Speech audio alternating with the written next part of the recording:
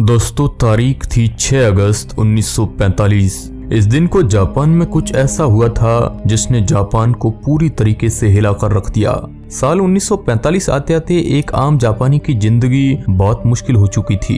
World war 2 में इतना ज्यादा लड़ने की वजह से जापान के कुदरती भंडार खत्म हो रहे थे। इनके पास दुकानों में खाने पीने के सामान नहीं बचे थे। स्कूलों के मैदानों और घरों के बगीचों में सब्जियां उगाई जा रही थी क्योंकि इनके पास और कोई चारा नहीं था। पेट्रोल की कीमतें भी आसमान छूने लगी थी, जिस वजह से पेट्रोल आम लोगों की पहुंच से बाहर होता जा रहा था। सड़कों पर एक भी निजी कार नहीं दौड़ती दिखाई दे रही थी। हिरोशिमा की सड़कों पर जहां भी नजर जाए पैदल चलते लोग और मिलिट्री की गाड़ियां दिखाई दे रही थी। 6 अगस्त की सुबह 7 बजे जापानी रडारों ने दक्षिण की ओर से आते हुए अमेरिकी विमानों को देख लिया। चेतावनी के सायरन बज उठे और पूरे जापान में रेडियो कार्यक्रम रोक दिए गए। इस लड़ाई में जापान को बहुत नुकसान हुआ था। जापान में तब पेट्रोल की इतनी कमी हो चुकी थी कि उन विमानों को रोकने के लिए कोई जापानी विमान नहीं भेजा गया।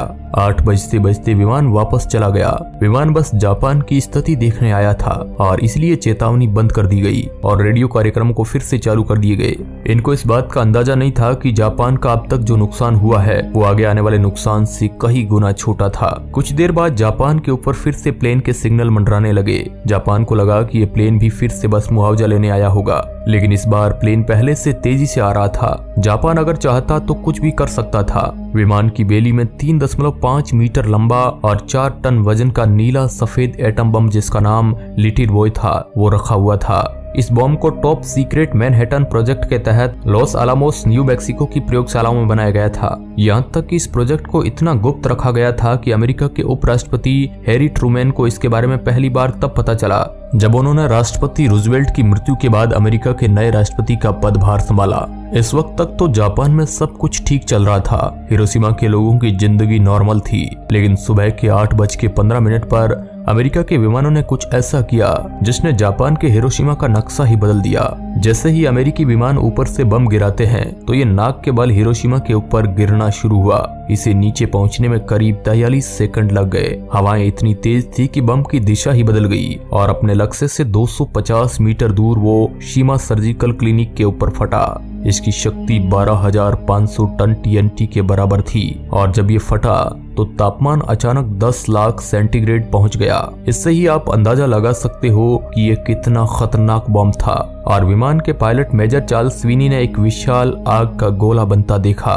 शहर के मध्य में एक क्षण के अंदर कंक्रीट इमारतों को छोड़कर धरती के ऊपर मौजूद हर चीज तबाही के मंजर में समा चुकी थी। विस्फोट का असर इतना भयानक था कि ग्राउंड जीरो से 15 किलोमीटर दूर तक हर इमारत की खिड़कियों के शीशे चकनाचूर हो गए। कंक्रीट न्यूक्लियर से रिएक्ट नहीं करता है, लेकिन उसे छोड़ के हर चीज खत्म हो गई। ये पल आंख झपकाने से भी ज्यादा तेज था। देखते ही देखते हिरोशिमा शहर की 2/3 इमारतें 1 सेकंड के अंदर ध्वस्त हो गई। काफी बड़े क्षेत्र में आग की लपटों की आंधी आ गई थी। इस विस्फोट के तुरंत बाद ही हिरोशिमा के 80% लोग यानी कि करीब 80,000 लोग मारे गए थे। जैसे ही विस्फोट हुआ, अमेरिकी विमान के आगे के कैबिन में रोशनी फैल गई। विमान के पिछले हिस्से में बैठे हुए टेल गनर बॉब कैरन ने अपना कॉर्डन कैमरा उठाया और नीचे के दृश्यों की तस्वीर लेने लगे। नीचे के बैंगनी बादलों के बीच सफेद धुएं का एक रेला 3000 फीट तक उठा और उसने मशरूम की शक्ल बना ली थी। इसको डेथ मशरूम भी कहा जाता है। इस धुएं के मशरूम के नीचे लाखों लोगों की डेड बॉडी पड़ी थी। लोगों की दर्द भरी चीखों से पूरा माहौल एक अजीब सा हो चुका था। धुएं के गुबार के नीचे लाखों लोग जिंदा ही जलकर दम तोड़ रहे थे। नीचे जापानी नौसेना के ड्रॉप्समैन सुतोमो यामागुची की नजर ऊपर उड़ रहे विमान पर पड़ी। उन्हें दिखाई दिया कि विमान से एक छोटी काली वस्तु नीचे गिर रही है। अगले ही पल उनकी आंखों के सामने अंधा कर देने वाली रोशनी फैल गई। उनके सभी शरीर के अंगों ने काम करना बंद कर दिया था। इसका विस्फोट इतना ताकतवर था कि शरीर रिस्पॉन्स ही नहीं कर रहा था। उन्होंने उंगलियों से अपनी आंखें ढकी और जमीन पर मुंह के बल गिरे। उनके नीचे की धरती हिली और वो करीब आधा मीटर ऊपर उछले और फिर गिर पड़े। जब उन्होंने अपनी आंखें खोली तो उनके चारों तरफ अंधेरा था। उन्हें कुछ भी दिखाई नहीं दे रहा था, जैसे कि बहुत तेज दिन के बाद रात छा गई हो। अचानक उन्होंने महसूस किया कि अपने चेहरे के बाएं हिस्से और बाईं बाह पर भयानक गर्मी हो रही थी। उन्हें उल्टी करने की इच्छा महसूस हुई और वो बेहोश होने लगे। धीरे धीरे उन्हें कुछ चीजें दिख रही थी। तभी उनकी नजर कुछ दूरी पर खड़े पेड़ पर गई। उसकी सारी पत्तियां झड़ चुकी थी उन्होंने उस पेड़ तक पहुंचने के लिए अपनी सारी ताकत लगा दी। किसी तरह वहां पर पहुंचकर वो उसके तने के नीचे बैठ गए। तब तक उनका गला पूरी तरह से सूख चुका था और पानी की एक बूंद के लिए वो तरस रहे थे।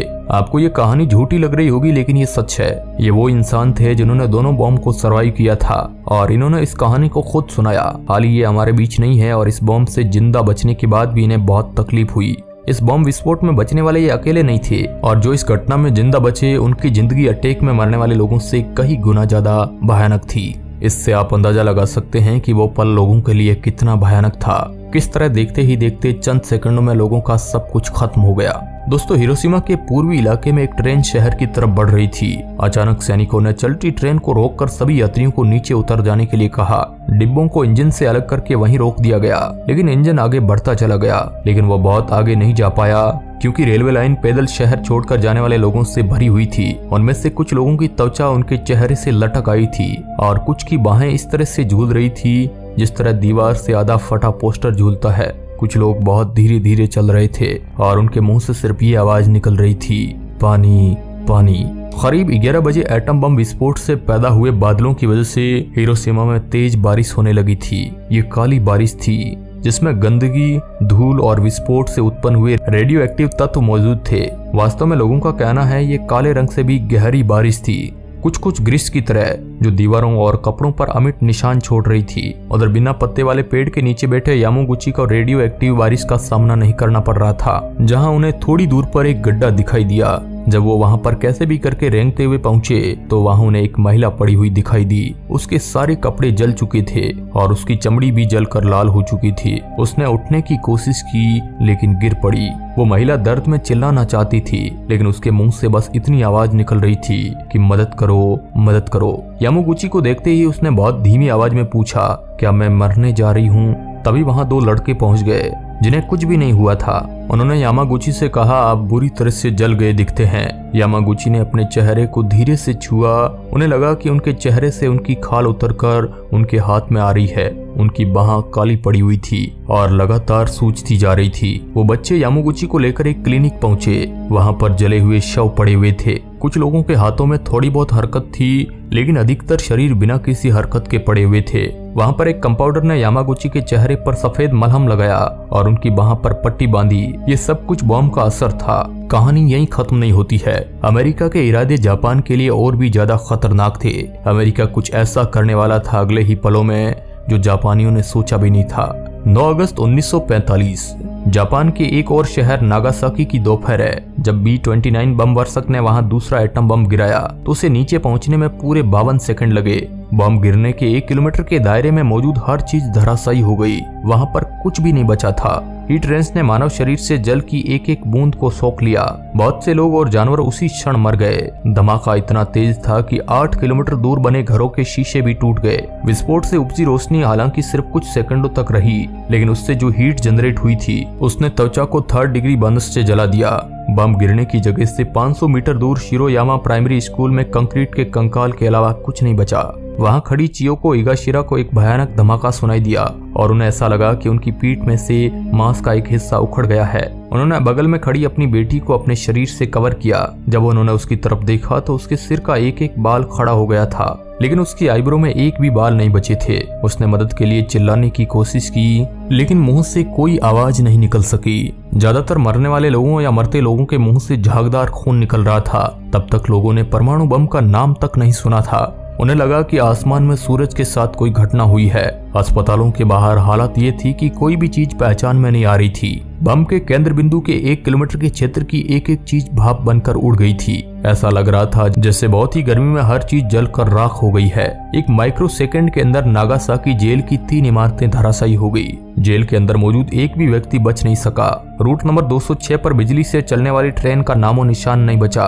दोस्तों, इतनी बड़ी दुर्घटना तो किसी बड़े उल्कापिंड के गिरने से होती है, लेकिन यहाँ पर खुद 2 देशों ने आपस में दुश्मनी को मोल लेकर लाखों इंसानों को मौत के मुंह में धकेल दिया। इसे दुनिया का सबसे बड़ा मैन मेड डिजास्टर माना जाता है। इन दोनों विस्फोट के बाद हिरोशिमा और नागासाकी में लोगों की जिंदगी बहुत बदतर हो गई। जो रेडियो एक्टिव बारिश हुई थी वो जिसके ऊपर गिरी, huge cancer, skin disease, gene mutation जैसी कई बीमारियां हुई और उनके साथ साथ आज तक जापान में इसका असर आने वाले जनरेशन में दिखता है। लेकिन अब जापान पहले से काफी बदल गया है। इस हादसे ने उन्हें सोचने का मौका दिया। आज जापान सबसे एडवांस देश में से एक है। अब इससे आप अंदाजा लगा सकते हैं कि परमाणु युद्ध कितना खतरनाक है। अब दोस्तों, इस मुद्दे पर आप क्या सोचते हैं, हमें कमेंट के माध्यम से जरूर बताएं। धन्यवाद।